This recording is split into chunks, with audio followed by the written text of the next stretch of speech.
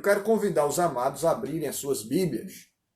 O primeiro livro de Samuel, o primeiro livro de Timóteo, primeira carta de Paulo a Timóteo, capítulo de número 6, versículo 11. Então, 1 Timóteo, capítulo 6, versículo 11. Tu, porém, ó homem de Deus. Tu, porém, ó homem de Deus. Tu, porém, ó mulher de Deus. Vamos orar? Santo Deus, graças te damos por tua palavra que é viva e eficaz. Toma, ó Deus, as nossas vidas nas tuas mãos, no nome de Jesus. Amém e amém. Amados, na nossa conferência online, nós falamos sobre os desafios da família contemporânea, e um dos desafios que nós falamos foi sobre o relativismo. O relativismo não tem a ver apenas com ideia filosófica, acadêmica, dos centros de ensino, mas o relativismo também tem um reflexo na nossa espiritualidade, como, por exemplo, qual seria a definição de um homem ou de uma mulher de Deus? Se vivemos numa sociedade relativista, nós não temos balizas, nós não temos referenciais que venham descrever o que é ou o que não é um homem de Deus. Porque numa sociedade relativista não existem colunas de certo e errado. Se não existe o que é certo ou errado, também não existe sobre o que é piedoso e o que é impiedoso. Entretanto, amados irmãos, nós acreditamos em que existe uma verdade absoluta, numa verdade supracultural, numa verdade que vai além da cultura e que vai além da época. Uma verdade que é verdade, seja ontem ou hoje, seja aqui ou acolá. É algo que transcende. Que verdade é essa? A Escritura diz, seca-se a erva, cai-se a flor, mas a palavra do Senhor continua eterna.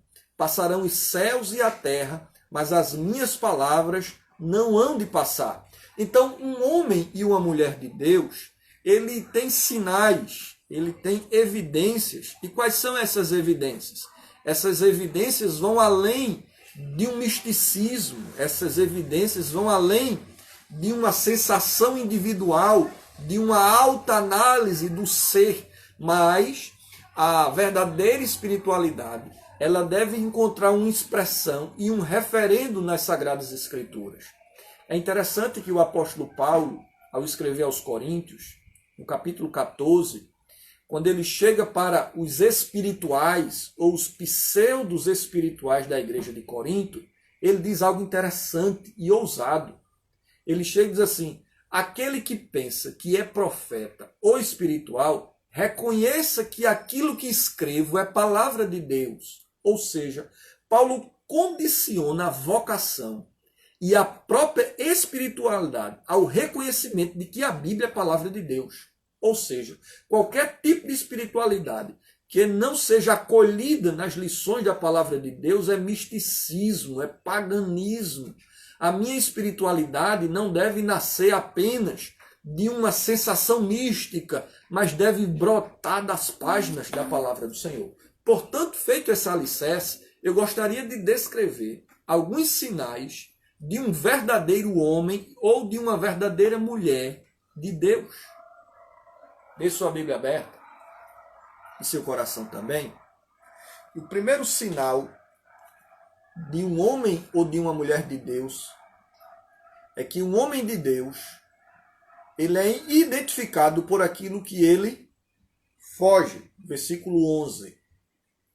Veja o que aqui Paulo está falando aqui. Paulo está dizendo assim: tu, porém. É como se Paulo dissesse assim: olha, Timóteo, existem alguns que não são assim. Existem alguns que agem de outra forma. Existe um grupo de pessoas que tem uma pseudo-espiritualidade. Tu, porém, você, entretanto, você, todavia, você precisa fugir. Ou seja, o primeiro passo de uma espiritualidade sadia está naquilo que nós fugimos. Veja que coisa interessante. A fuga para Paulo aqui não é um ato de covardia. A fuga aqui para Paulo não é um mecanismo de defesa do inconsciente, de negação. A fuga para o apóstolo Paulo aqui é um sinal de espiritualidade. Lembre-se que a ideia de fugir aqui é uma ideia de separação. Foge, separa-te, santifica-te. Essa é a ideia que o apóstolo Paulo está falando aqui. Perceba que existem algumas fugas na Escritura que são extremamente piedosas. Por exemplo, quando José do Egito foge da quebra do 7º mandamento, do não adulterarás, ao se pousar com a esposa de Potifar. A fuga ali era um sinal de espiritualidade. Quando Davi foge diante de Saul e não enfrenta com arco ou com lança, aquilo era um sinal de espiritualidade. Quando José, em obediência à revelação de Deus por meio do anjo, foge para o Egito. O verbo fugir aqui, amados, não se refere ao ato literal de correr, mas sim à lição de separar-se. Tu, porém, o homem de Deus, foge. Mas fugir de quê? No contexto imediato, a gente aprende algumas áreas que o homem de Deus, que a mulher de Deus precisa fugir. A primeira delas é de fugir de olhar para a fé como um meio de aquisição de riqueza. Eu não posso olhar para a fé e ver nela uma espécie de trampolim das realizações pessoais. Amados, é vergonhoso quando a gente observa em período de pandemia chamados pastores vendendo um grão de feijão por R$1.000. É um ato vergonhoso alguém se utilizar da fé, alguém se utilizar da Escritura ou de uma interpretação equivocada da Escritura para vender buscando benefício próprio. O apóstolo Paulo diz foge. Isso está lá no versículo 5. Olha o que é que diz o 5. Altercações sem fim, por homens cuja mente é pervertida, privados da verdade, supondo que a piedade é fonte de lucro. Paulo diz, foge dessas coisas. Foge de olhar para a fé com o propósito de achar dividendos financeiros. Mas eu gostaria de ir um pouquinho mais além. Às vezes nós somos muito rápidos em criticar a teologia da prosperidade, em criticar que aqueles que vão a Cristo somente para encontrar dividendos financeiros, dê e Deus te devolverá.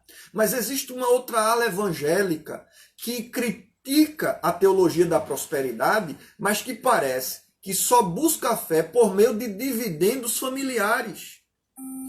É um marido rebelde, é um marido cachaceiro, que ela acha que indo à igreja vai encontrar a salvação do seu esposo, então vai à igreja não por conta do Senhor da igreja, mas vai para a igreja porque alguém disse que se você entregar sua vida a Jesus, os seus problemas vão resolver.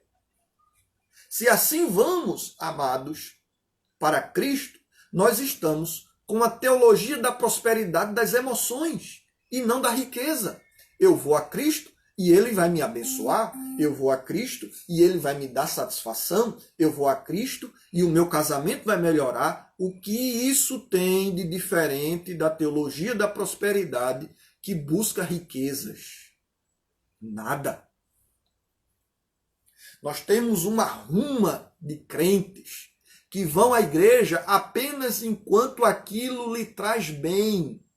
Porque quando não lhe traz bem, ficam em casa. Quando não lhe traz bem, ficam em casa. Quando não lhe traz bem, mudam de igreja. Foge dessas coisas, é o que o apóstolo Paulo está dizendo aqui. Mas existe uma segunda coisa que Paulo nos ensina a fugir.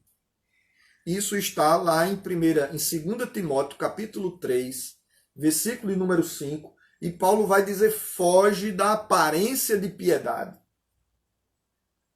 É uma outra coisa que nós precisamos fugir. De capas, de cascas. Nós vivemos numa cultura onde você dizer que não está bem é um sinônimo de incredulidade e não de sinceridade.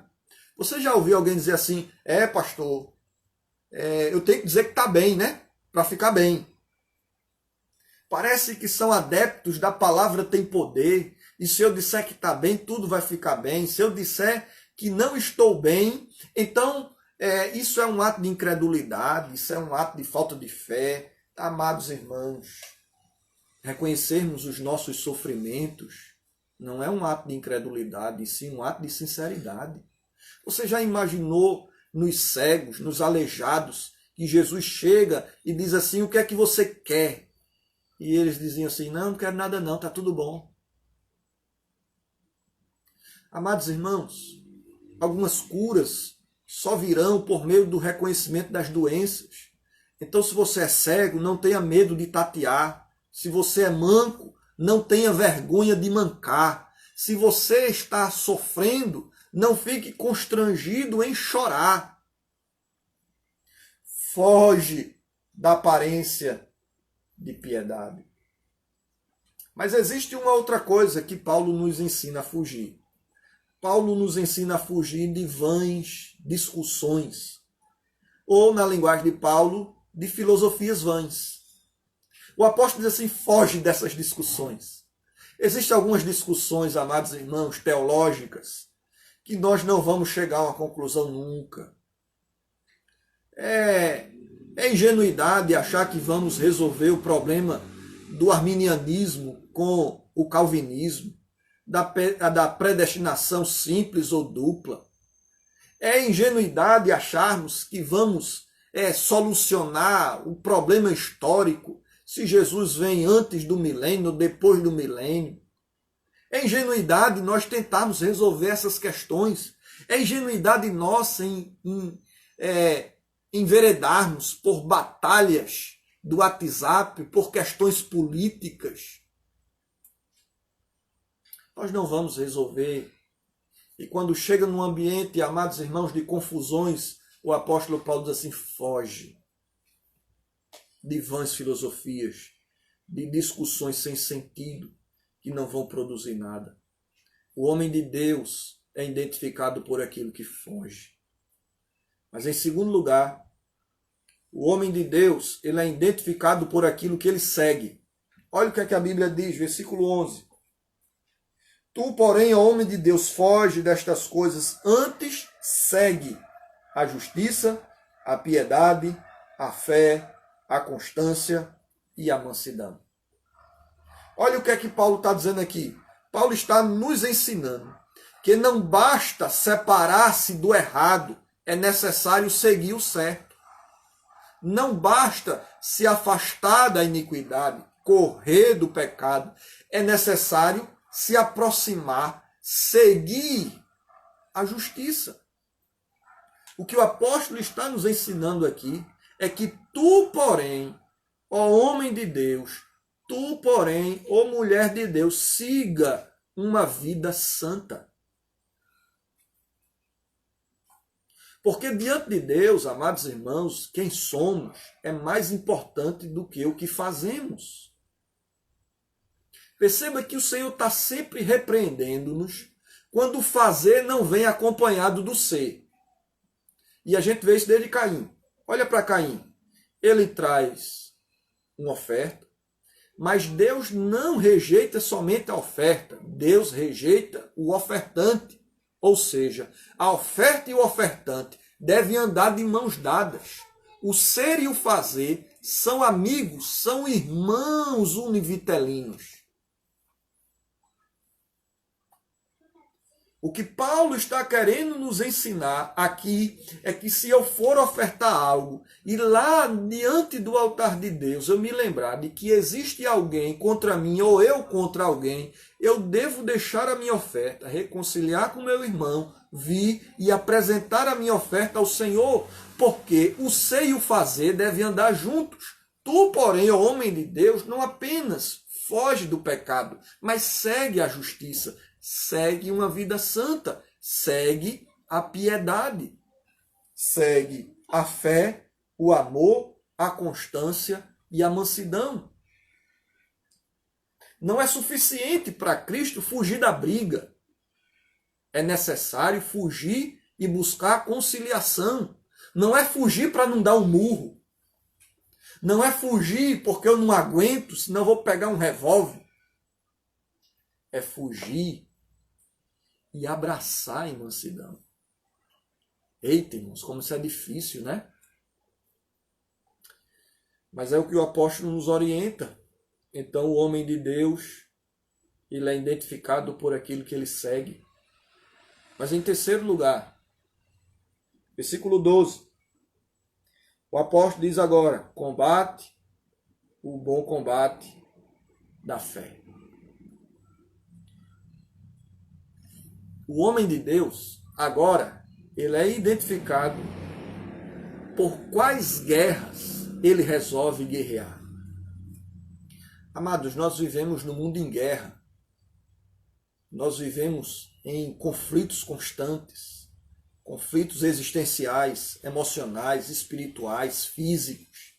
Esse mundo é um mundo de guerra. A teologia reformada chamou a igreja aqui nessa terra de uma igreja militante. Existe uma igreja triunfante, é aquela que já está assentada nas regiões celestiais, é aquela que reinará com Cristo, é aquela que a salvação já está guardada em bom depósito, mas é aquela igreja também que luta para vencer o pecado. E essa é a igreja militante, é a igreja que guerreia. E o apóstolo Paulo vai dizer aqui que o bom homem, que o bom soldado, é aquele que combate o bom combate da fé. E aí, amados, quais são as suas guerras? Quais são as suas lutas? Pelo que você briga? Pelo que você gera embates? Isso é um indicativo sobre quem somos. E aqui eu gostaria de convidar você, amados, eu queria aplicar esse texto nesse momento. Eu queria convidar você para alguns combates que você precisa ter. Você precisa combater a ansiedade. Como é que você vai combater a ansiedade? De várias formas. Você precisa combater a ansiedade com fé. Você precisa fazer uma autoanálise das suas mentes, dos seus pensamentos. Ah, pastor, estou ansioso. Ah, pastor, se eu ficar doente. Tá, se você ficar doente. Vamos pensar assim. Nós já estamos aí há quase 2 meses, mais ou menos 2 meses dessa crise.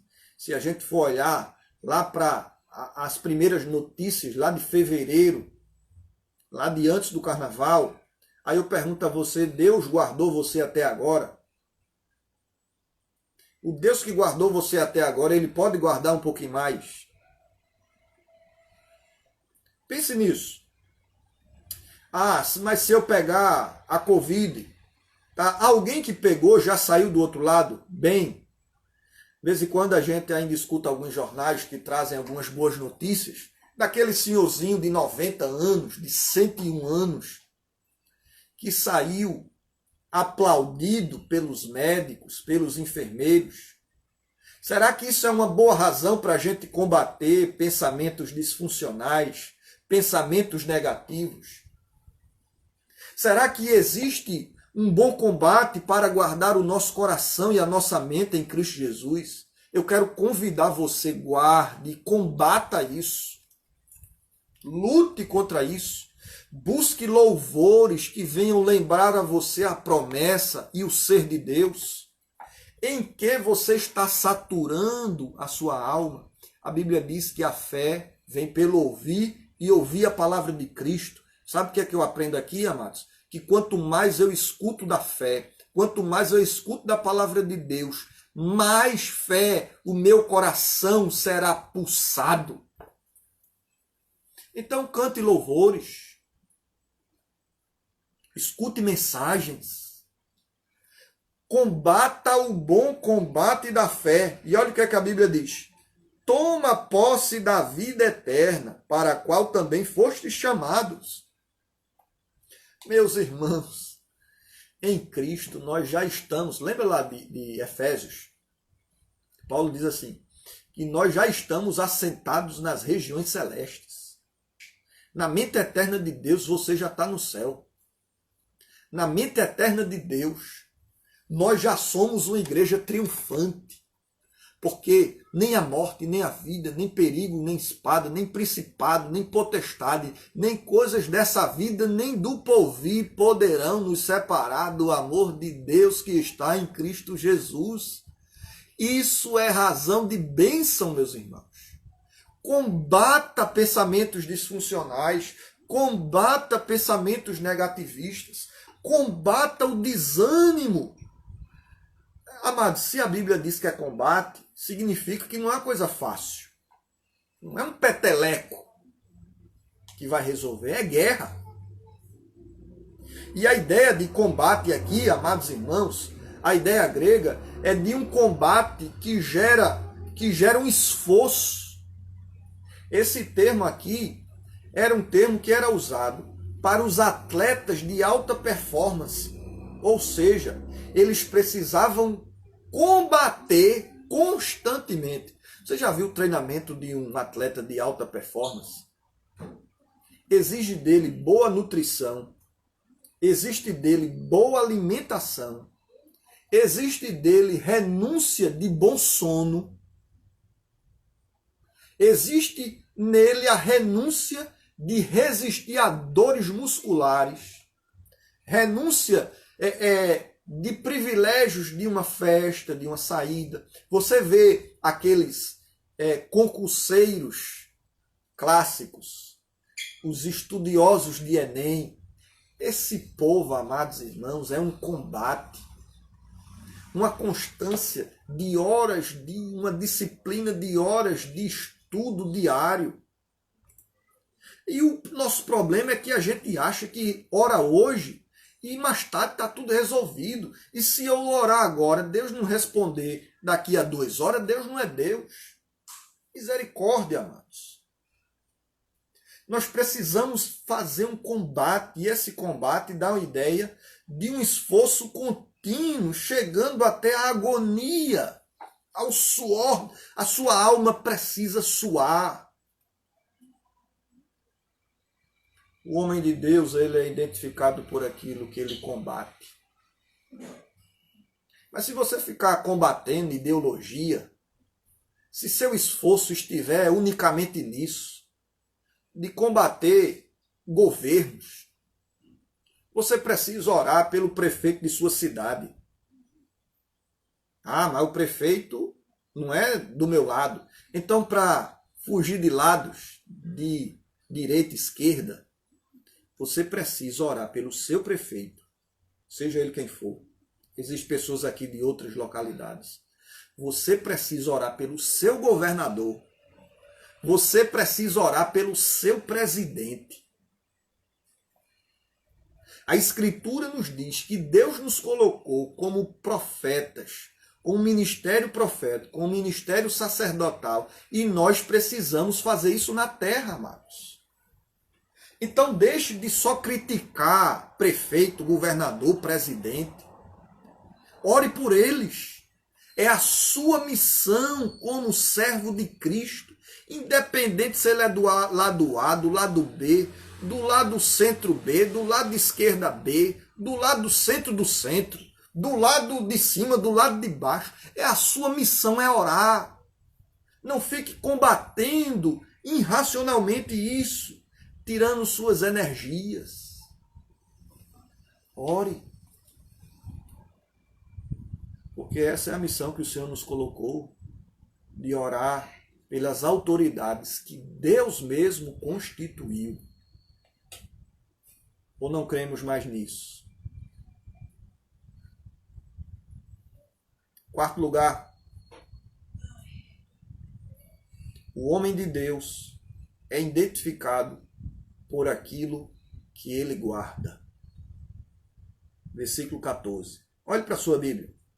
Não abandone sua Bíblia não, viu? Deixe sua Bíblia aberta e seu coração também.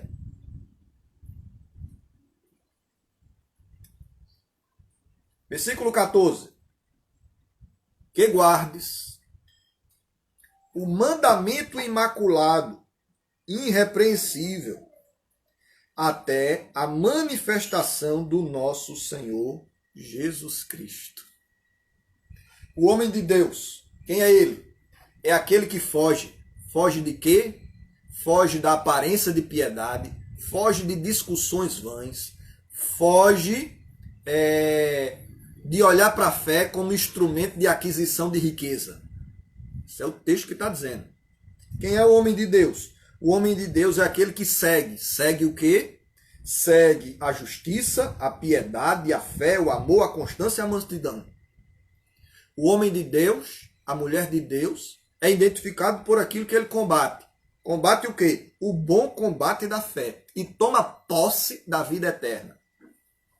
Quem é o homem ou a mulher de Deus? É aquele que guarda o mandato imaculado. Meu amado, o que é que você tem guardado aí no coração? O que é que você tem guardado aqui na mente? O salmista Davi disse: eu guardo no coração a tua palavra para não pecar contra ti. O texto sagrado diz de tudo que se deve guardar. Guarda o quê? Guarda o teu coração. O que é que você está guardando nessa cachola aí? Nessa caixa aqui? O que é que está guardado aí? Eu queria, amados irmãos, nesse momento trazer algumas orientações sobre o que você deve guardar. Nesse momento de pandemia, eu quero convidar você a guardar uma vida devocional. Pastor, o que é que eu vou guardar? Guarde uma vida devocional. E o que é uma vida devocional? E aqui eu quero invocar, eu quero chamar um teólogo que eu tenho uma grande admiração por ele, que é o Dr. Joel Bick. O Joel Bick, ele diz que uma vida devocional, ela consiste, amados irmãos, em algumas coisas. Dentre elas, primeiro, não existe vida devocional sem leitura da Bíblia. A minha devoção é a leitura da palavra de Deus. E aí o Bick nos orienta a ler a Bíblia de 4 formas. Primeiro, eu preciso ler de forma diligente, sistemática, piedosa e meditativa. Como é que você lê a Bíblia? Você lê a Bíblia para pegar o certificado no final do ano lá na nossa igreja?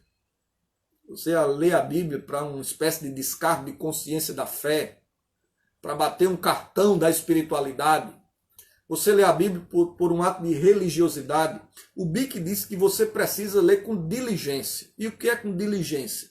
É você ler procurando entender aquela palavra que você não entender, você pesquisar. É com um olhar hermenêutico, é com um olhar exegético, é você procurar saber o que é que o texto verdadeiramente quer dizer. Para que você não venha absorver para o seu coração aquilo que Deus não disse. Isso é ler a Bíblia com diligência. Mas ele diz assim, leia diligente, também de forma sistemática. Ou seja, quando você for ler a Bíblia, leia de forma sistemática. Ninguém nunca começa a ler uma carta do meio. Mas às vezes a gente faz assim, ó. Senhor fala e... Não faça isso. Vai ler Romanos, começa do 1. Você vai ler Filipenses, começa do 1. A gente começa do 3, Romanos capítulo 8, e a gente quer entender tudo. Não se começa a carta do meio, comece do começo. Por mais óbvio que isso possa ser, muita gente não faz. Comece a ler o livro dos reis do começo. Então leia de forma diligente, leia de forma sistemática. Ele diz, leia de forma piedosa. Meus amados, nós não somos bibliólatras, tá? Nós não adoramos o livro, nós adoramos aquele a quem o livro revela. Entretanto, nós estamos diante de um texto inspirado. Nós estamos diante da Bíblia falando. Isso é algo muito sério. É por isso que o texto sagrado diz, quando entrares na casa do Senhor, inclina-te mais para ouvir do que prestar sacrifício. A Escritura sempre vai nos ensinar que nós sempre devemos estar pronto para ouvir, tardio para falar. Então, quando você for ler a Bíblia, ore antes. Senhor, sou pecador. A minha leitura, às vezes, é corrupta. A minha leitura, às vezes, é tendenciosa. Às vezes eu leio a Bíblia pensando no outro, na espada do outro. Esse texto aqui é para fulano de tal. Então, quando você se aproximar do texto, leia piedosamente. Peça que o Espírito Santo abra os seus olhos. Provoque emoção no seu coração. Para que você venha chorar diante de cada linha da Bíblia. Para aquilo que venha falar o seu coração. Quando você estiver lendo sobre o pecado de Israel, diga assim, Senhor, me livra desse pecado da idolatria. Então leia de forma piedosa. E aí ele encerra dizendo, leia de forma meditativa. Eu preciso meditar, irmãos. Não é isso que o Senhor disse a Josué? Medita na minha lei de dia e de noite. Como é que eu medito? Vamos pensar assim, eis que eu sou a porta e bato. Como é que eu vou meditar nesse texto? Eu medito mais ou menos assim. O que é que acontece se eu não entrar por essa porta? O que é que acontece se eu entrar por essa porta? Quem é essa porta? Então é meditar, é fazer perguntas ao texto. É refletir sobre essa realidade. É entender, amados irmãos, que eu preciso entrar nas histórias da Bíblia. Porque, via de regra, quando eu entro na história da Bíblia, raramente eu sou quem eu deveria ser. Por exemplo, quem é você na história de Davi e Golias? Não é quem você quer ser, é quem você seria. Todo mundo quer ser Davi. Mas quem sabe na prática, nós seríamos muito mais Saul do que Davi. Iríamos terceirizar a responsabilidade. Iríamos colocar para outro aquela guerra, aquela dificuldade. Quem sabe seríamos o povo de Israel amedrontado pelo gigante. Quem é você nessa pandemia? Você está se comportando como Golias? Como Davi? Como Saul ou como povo? Olha que interessante. Vamos trazer aí o contexto de Davi e Golias para o nosso momento de pandemia. A gente é Davi que está dizendo assim, olha Senhor, me ajuda.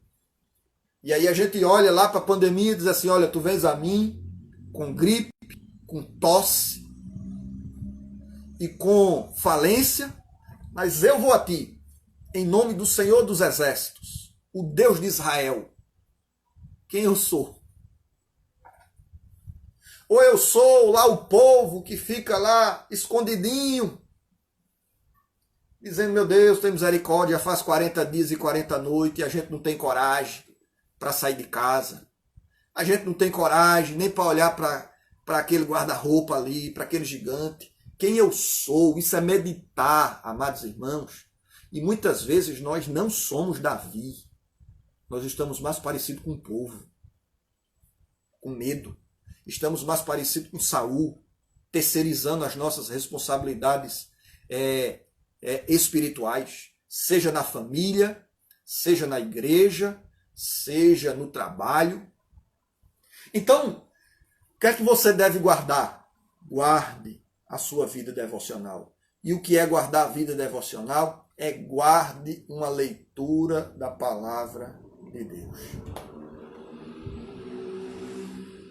O que é uma vida devocional que você precisa guardar? Você precisa guardar, além da leitura, você precisa guardar uma vida de oração incessante. Não foi isso que Paulo nos ensina? Orar sem sem cessar. Irmãos, o ministério sacerdotal de Cristo é riquíssimo. Cristo, sendo Deus, orou. Imagina nós, como pecadores, como humanos, o que não devemos fazer. Cristo orou para enfrentar a cruz. Cristo orou no jardim do Getsêmani. Cristo orou na cruz. Cristo orou para escolher os apóstolos. O que eu e você não devemos fazer? Ore. A teologia reformada, ela nos dá mais duas outras coisas que nós precisamos guardar no exercício de uma vida devocional. Primeiro é a Bíblia, segundo, oração. Terceiro, eles eram muito fervorosos no sermão. E eles ensinavam que nós devemos aprender a ouvir sermão. Nós somos acostumados a ouvir música. Mas eu quero convidar você a salvar no seu pendrive pregações piedosas. Guarde no seu pendrive pregação. E quando você for viajar, coloca lá no seu som a pregação. Então, ele nos ensinava a ouvir sermão. Nós, às vezes, amados irmãos, nós não nos preparamos para ouvir uma mensagem na igreja. Nós, às vezes, nos apresentamos na igreja do Senhor para ouvir um sermão, à semelhança de um menino que senta à mesa sem ter fome. Você tem filhos? Ou você já teve filho pequeno? Você já tentou alimentar um menino sem fome? Pense num negócio difícil. Porque ele olha para a mesa e ele vai pedir o quê? O que não tem. Por quê? Porque está sem fome. E gente sem fome escolhe comida. Gente sem fome escolhe tempero. Gente sem fome é seletivo. Gente sem fome é crítico. Gente sem fome, amados irmãos, é como Provérbios diz. É aquele que pisa em favos de mel. Então, quando você for ouvir um sermão, prepare seu coração, diga: Senhor, fala comigo. Preste atenção em cada frase. Anote cada palavra daquilo que ministrar o seu coração, porque às vezes a palavra de Deus, irmãos, por meio da pregação, vem como um instrumento de cura, mas às vezes vem como um instrumento de preparo para uma adversidade depois. E aí quando vem o depois, você anotando, você diz: eita, olha, Deus falou comigo semana passada no sermão do pastor tal sobre isso, Deus já me advertiu sobre essa causa. Então, ouça sermão de forma piedosa. E por último, os puritanos diziam: celebre os sacramentos, a ceia e o batismo. Celebre. Tem crente, amados irmãos, que está há anos na igreja e não quer ser batizado. Porque ele acha que batismo é uma experiência mística. Quando eu sentir, eu vou. Quando eu estiver preparado, eu vou. Batismo é um mandamento, irmãos. E que todos nós, como expressão da fé, devemos seguir o batismo. Na nossa nova série, nós vamos falar sobre a ceia online. Algumas igrejas praticaram a ceia pela internet. Será que essa ideia reflete o ensinamento da Escritura? Eu acredito que não. Mas já dando uns spoilers, né? Nós vamos dar as bases, porque a ceia deve ser ministrada in loco. E aí nós vamos pensar sobre isso aí, tá? Então, quem é o homem de Deus? O homem de Deus é aquele que segue, é aquele que foge, é aquele que combate e é aquele que guarda. Portanto, meus amados, que o bondoso Deus esteja produzindo essas características em nós, Então quero convidar você a orar nesse momento. Nós vamos orar. De que você tem fugido? Eu vejo pessoas que às vezes fogem da vocação, sabia disso? No seminário, eu vi muitas pessoas que eram chamadas, mas parece que eles fugiam. Eram os discípulos de Jonas. Tem o chamado e foge do chamado. E o chamado múltiplo, tá? Então não fuja do propósito de Deus na sua vida. Porque de repente pode vir uma baleia por aí. Ou um grande peixe, né? Para ser mais fiel ao texto. Então do que você tem fugido? Fuja daquilo que de fato é para fugir. E siga o que é para seguir. Então nós vamos orar, amados, no nome do Senhor Jesus. Santo Deus, em nome de Jesus, graças te damos por tua bondade e por tua misericórdia. Senhor amado, ajuda-nos a sermos pessoas que glorifiquem o teu nome, a serem pessoas que o Senhor se agrade de nós, e numa linguagem humana que tem orgulho de nós, assim como o Senhor teve de Jó, a ponto, ó Deus, de exibir a espiritualidade de Jó diante do inferno. Então ajuda-nos a nos comportarmos pela ajuda do teu Santo Espírito de forma piedosa. Que venhamos combater os verdadeiros combates, que venhamos fugir das verdadeiras fugas e que venhamos guardar, ó Deus, a leitura da tua palavra, uma vida de oração, que venhamos guardar sabedoria ao ouvir a tua mensagem, ó Deus, e a participarmos dos sacramentos da ceia e do batismo. Ajuda-nos, no nome de Jesus. Amém e amém. Louvado seja o nome do Senhor.